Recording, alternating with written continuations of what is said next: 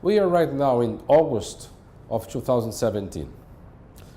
I want to provide a measure of the cost of postponing the fiscal adjustment in Brazil relatively to doing or to have done this adjustment in June of 2017. So how do we do it? There is an accompanying paper of Carlos Tadeu de Freitas and myself, which is going to be published in the Revista de Economia Política, where one can follow the methodology. The way how we do it is the following. The debt to GDP ratio is right now 49.9% if one considers the net debt and 72.7% if one considers the gross debt.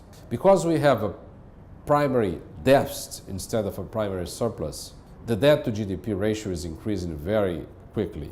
So we compare solving the fiscal problem right now, meaning decreasing the primary deficit in order to meet the long-run sustainability condition, relatively to doing the same thing after June of 2017. And we measure the additional cost in terms of interest rates as a fraction of GDP under some assumptions. So let's move to the graph. If you take, for instance, June of 2018 in this graph, you're going to see two numbers. The lower number is 0.16% of GDP, close to 10 billion reais, and the higher number is 0.19% of GDP, close to 12 billions of reais. So these numbers represent the additional interest payments that have to be made because the adjustment hasn't been done 1 year before, in June of 2017. So this is to say that, for instance, just for means of comparison, we are thinking right now of privatizing Eletrobras. It's a revenue of close to 20 billions of reais.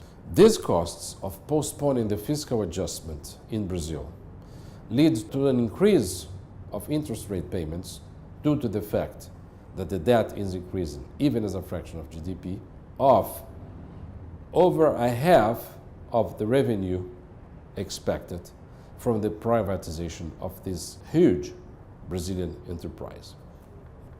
So this is to say that we do not have time to waste. We have to move very quickly and definitely in order to fix the fiscal problem in Brazil. Right now, debt to GDP ratio is increasing because of the interests and is increasing because of the primary deficit. We have to move the primary deficit into a primary surplus that pays at least a fraction of the interest rates so that the debt to GDP ratio increases at a lower pace and meets the long-run fiscal sustainability condition. How to do it by decreasing expenditures is something that we are going to analyze in another video.